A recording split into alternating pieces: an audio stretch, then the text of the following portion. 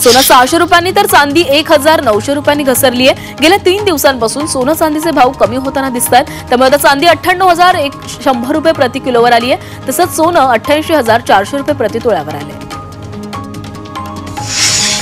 1 एप्रिलपासून कांद्यावरील 20% निर्यात शुल्क हटवण्यात येणार आहे। केंद्र सरकारने याबाबतचा मोठा निर्णय घेतलाय, त्यामुळे कांदा उत्पादक शेतकऱ्यांना मोठा दिलासा मिळालाय।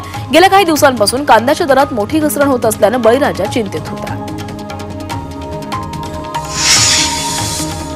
मध्य हार्बर आणि पश्चिम रेल्वे मार्गावर आज देखभाल दुरुस्तीच्या कामांसाठी मेगा ब्लॉक घेण्यात येणार आहे। तिन्ही मार्गावर सकाळी 10:30 ते दुपारी 3:30 वाजेपर्यंत हा ब्लॉक असणार आहे। मध्य रेल्वेवर माटुंगा मुलुंड दरम्यान, पश्चिम रेल्वे मार्गावर चर्चगेट ते मुंबई सेंट्रल दरम्यान आणि हार्बरवर कुर्ला ते वाशी दरम्यान हा ब्लॉक असेल।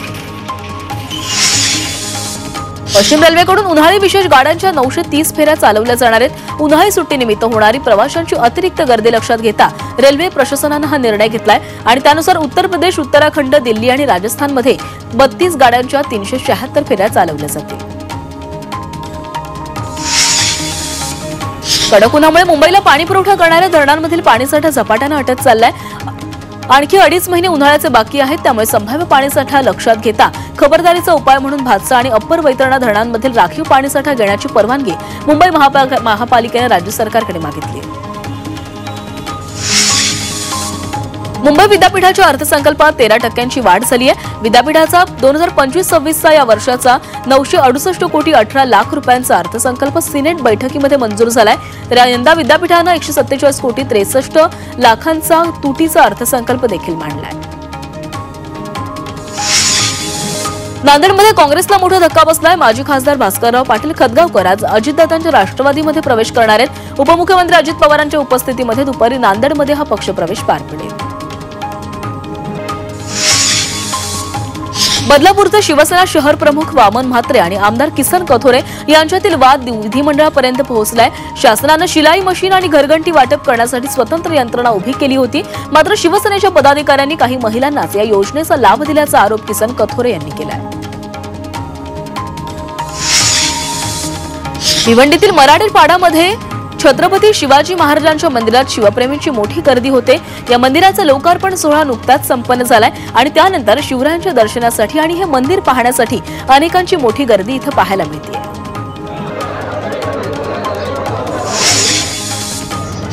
सांगलीतील वाळवामध्ये क्रांतीवीर नागनाथ नायकवडी यांचा स्मृतिदिन साजरा करण्यात आला, तसंच आरोग्यमंत्री प्रकाश आंबेडकर यांच्या उपस्थितीमध्ये अभिवादन सभा देखील पार पडली। यावेळी मान्यवरांनी क्रांतीवीर नागनाथ नायकवडी यांच्या प्रतिमेला पुष्पहार अर्पण करून अभिवादन केलंय।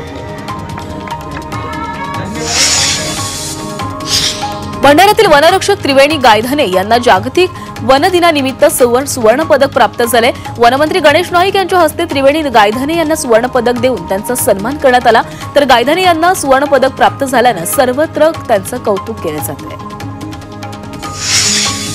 छत्तीसगडचे हिंदी लेखक विनोद कुमार शुक्ला यांना ज्ञानपीठ पुरस्कार जाहीर झालाय। विनोद कुमार शुक्ला यांना हा पुरस्कार देणार असल्याची घोषणा ज्ञानपीठ समितीने केली आहे। हिंदी साहित्यातील योगदान तसंच सर्जनशीलता आणि अद्वितीय लेखन शैलीसाठी विनोद कुमार शुक्ला यांची निवड करण्यात आली आहे। पंतप्रधान नरेंद्र मोदी 5 एप्रिलला श्रीलंकेला भेट देणार आहेत। श्रीलंकेचे अध्यक्ष अनुराग कुमार दिसानायके यांनी ही माहिती दिली। दिसानायके यांनी संसदेमध्ये निवेदन देत मोदींच्या भेटीची तारीख जाहीर केली आहे। नाशिकमध्ये मुख्यमंत्री देवेंद्र फडणवीस दाखल झालेले आहेत। कुंभमेळ्याच्या पार्श्वभूमीवर मुख्यमंत्री आढावा बैठक घेणार आहेत, तसंच कुंभमेळा बैठकीसह उद्योजकांसोबतही फडणवीस बैठक घेतील।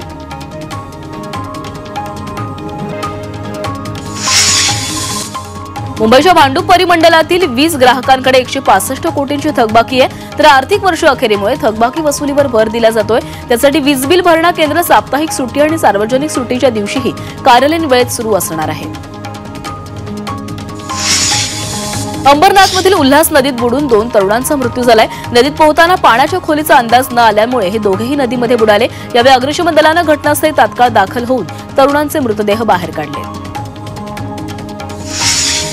उल्हासनगरातील एका शाळेमध्ये पोलिसांनी विद्यार्थिनींना गुड टच आणि बॅड टचचे धडे दिलेत। यावेळी पोलिसांचं एकूण एका विद्यार्थिनीने तिचे वडील तिच्यासोबत दुष्कर्म करत असल्याचं तिने सांगितलं आणि या प्रकरणी विद्यार्थिनीच्या नराधम बापाला पॉक्सो कायद्याअंतर्गत गुन्हा दाखल करत अटक करण्यात आली आहे। उल्हासनगरातील ओशळेपाडा भागात रिक्षा चालकावर टोळक्यानं हल्ला केलाय। रिक्षा बाजूला घेण्याच्या वादावरून चालकावर हल्ला करण्यात आला। ही घटना देखील सीसीटीव्ही मध्ये चित्रित झाली आहे। या प्रकरणी विठ्ठलवाडी पोलिसांनी 2 आरोपींना अटक केली आहे। साताऱ्यात जिवंत काडतुसं जप्त करून एका संशयित आरोपीला अटक करण्यात आली। त्याच्याकडून एकूण 87,000चा मुद्देमाल जप्त करण्यात आलाय। मोरे कॉलनी परिसरात संशयित फिरत असल्याची गुप्त माहिती मिळाल्यानंतर शहापुरी पोलिसांनी तात्काळ कारवाई केली आहे। राज्यात उन्हाळी तीव्रता वाढू लागल्यानं उष्माघाताच्या रुग्णसंख्येमध्ये वाढ झाली आहे। आतापर्यंत उष्माघाताचे 21 रुग्ण आढळून आलेले आहेत। यामध्ये गडचिरोली जिल्ह्यात सर्वाधिक 4 रुग्ण असून बुलढाणा, नागपूरमध्ये प्रत्येकी 3 रुग्ण तर पालघर आणि लातूर जिल्ह्यामध्ये 2 रुग्ण आढळून आले। नांदेडमध्ये जीबीएसचे 4 नवे रुग्ण आढळलेत। या तिघांची प्रकृती स्थिर आहे तर एकाची चिंताजनक आहे। तसंच एक रुग्ण हा अल्पवयीन असल्याची माहिती मिळते। या रुग्णांवर शासकीय रुग्णालयामध्ये उपचार सुरू आहे। मागेल त्याला सोलार पंप योजना धाराशिवात फक्त कागदावरच असल्याचा आरोप शेतकऱ्यांनी केलाय। 17,000 शेतकऱ्यांना पैसे भरूनही सोलार पंप मिळालेले नाहीयेत तर 61,000 शेतकरी सोलार पंपासाठीच्या ऑनलाईन प्रक्रियेमध्ये अडकलेत। तसंच सोलार पंप कंपनी निवडणं स्पॉट सर्व्हेही रखडलेला आहे। परिणामी पाण्याअभावी पिकं आणि फळबागा करपू लागल्या।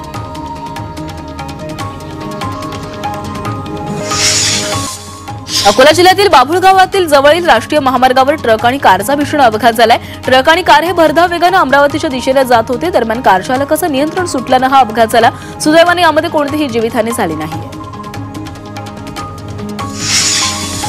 जळगावमधील छत्रपती शिवाजी महाराज उड्डाणपुलाच्या उतारावर उभा ट्रक अचानक मागच्या बाजूला धावल्यानं भीषण अपघात झाला। या अपघातामध्ये ट्रकचा मागे उभ्या असलेल्या 3 प्रवासी रिक्षा तसंच 4 दुचाकी पूर्णपणे दबल्यानं मोठं नुकसान झाले। या घटनेमध्ये एका रिक्षातील प्रवासी जखमी असल्याचं पाहायला मिळालं। ठाण्याच्या आनंदनगरमध्ये पाण्याची टाकी साफ करताना एकाचा मृत्यू झालाय। अनमोल भोये असं मृतकाचं नाव आहे। आनंदनगरमधील इमारतीमध्ये टाकी साफ करताना ही दुर्घटना घडली आहे। प्रशांत कोरटकर याचा पासपोर्ट कोल्हापूर पोलिसांनी ताब्यात घेतलाय। प्रशांत कोरटकरच्या पत्नीनं हा पासपोर्ट कोल्हापूर पोलिसांकडे जमा केला। त्यामुळे आता कोरटकर देशाबाहेर गेला नसल्याची माहिती समोर आली आहे। शिवरायांवर बोलणाऱ्याला माफी नाही असा इशारा भाजप खासदार नारायण राणे यांनी दिलाय। प्रशांत कोरटकर कितीही पळाला तरी त्याच्यावर कारवाई होणारच असं नारायण राणे यांनी म्हटलंय। नागपूरमधील संचारबंदी शिथिलता करण्यात आलेली आहे। पाचपावली, शांतीनगर, लकडगंजमधील संचारबंदी पूर्णतः उठवण्यात आली आहे। कोतवाली तहसील आणि गणेशपेठ पोलीस स्टेशन हद्दीमध्ये संध्याकाळी 7 ते रात्री 10 पर्यंत शिथिलता देण्यात आली आहे। तर यशोधरा नगरमधील संचारबंदी पुढील आदेशापर्यंत कायम राहणार आहे। औरंगजेबाची कबर हटवण्याबाबत पोस्ट करून 2 समाजामध्ये तेढ निर्माण करणाऱ्या व्यक्तीविरोधात बीडमध्ये गुन्हा दाखल झालाय। बीडमध्ये बीड पोलीस ठाण्यामध्ये या व्यक्तीविरोधात गुन्हा दाखल करण्यात आलाय। सोशल माध्यमावर अशा स्वरूपाच्या पोस्ट करणाऱ्या व्यक्तींविरोधात कारवाई केली जाईल असा इशारा बीड पोलिसांनी दिलाय। आगामी स्थानिक स्वराज्य संस्थांच्या निवडणुकांसाठी शिवसेनेनं तयारी सुरू केली। त्याचाच भाग म्हणून मुंबईतील वांद्रे पूर्वमध्ये शिवसेनेनं संवाद बैठकीचं आयोजन केलंय। मंत्री उदय सामंत आज शिवसेनेच्या नेत्यांची आणि विभाग प्रमुखांची बैठक घेणार आहेत। तर बैठकीपूर्वी उद्धव ठाकरे गटातील काही उपशाखा अध्यक्ष आणि पदाधिकाऱ्यांचा पक्षप्रवेश पार पडणार आहे। जळगावमधील अजंठा विश्रामगृहावर राष्ट्रवादीचे नेते छगन भुजबळ आणि वकील उज्ज्वल निकम यांच्यात भेट झाली आहे। दोघांमध्ये बंद दाराआड जवळपास 30 मिनिटं चर्चा झाल्याची माहिती आहे आणि भेटीनंतर कुठलीही प्रतिक्रिया न देता उज्ज्वल निकम तिथून निघून गेले। उद्धव ठाकरेंना दंगली घडवायच्या होत्या असा गंभीर आरोप नितेश राणेंनी केलाय। कीर्तिकरांसोबत मातोश्रीवर दंगली घडवण्याचा कट रचल्याचा आरोप करत कधी बैठका झाल्या तारखांसहित सांगू शकतो असं वक्तव्य राणेंनी केलंय। दिशा सालियन प्रकरणावरून नितेश राणेंनी वक्तव्य केलंय। न्यायालयानं दिशाच्या वडिलांच्या याचिकेत दखल घेतली आहे। जे काही सत्य असेल ते कोर्टाच्या समोर वकील मांडतील आणि योग्य तो निर्णय न्यायालय देणार असंही त्यांनी म्हटलेलं आहे। संजय राऊत यांच्या बोलण्याकडे लक्ष देऊ नका असं विधान संजय शिरसाट यांनी केलंय। राऊतचे बोलतात त्याचा उलट होतं। बाळासाहेब ठाकरेंनी सांगितलं होतं काँग्रेस बरोबर जाऊ नका। हे गद्दार त्यांच्या मांडीवर जाऊन बसले असल्याची टीकाही त्यांनी केली आहे।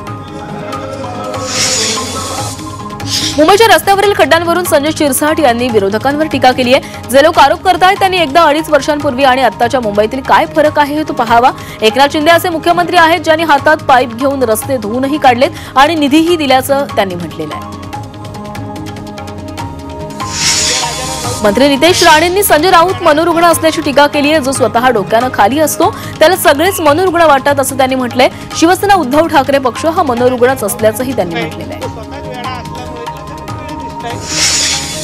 किल्ले रायगडच्या पायथ्याशी पाचाड येथे सुरू असलेल्या आंदोलनादरम्यान बच्चू कडू यांची प्रकृती बिघडली आहे. ब्लड प्रेशर वाढतंय तर शुगर लेवलही कमी होत असल्याचं डॉक्टरांचं म्हणणं आहे. काल शुक्रवारपासून शेतकरी आणि दिव्यांगांच्या विविध प्रश्नांकडे सरकारचं लक्ष वेधण्यासाठी बच्चू कडू यांनी अन्नत्याग आंदोलन सुरू केलंय. आधी प्रकृती नॉर्मल होती, मात्र 20 तासांनंतर आज प्रकृती बिघडली असल्याचं डॉक्टरांनी सांगितलंय.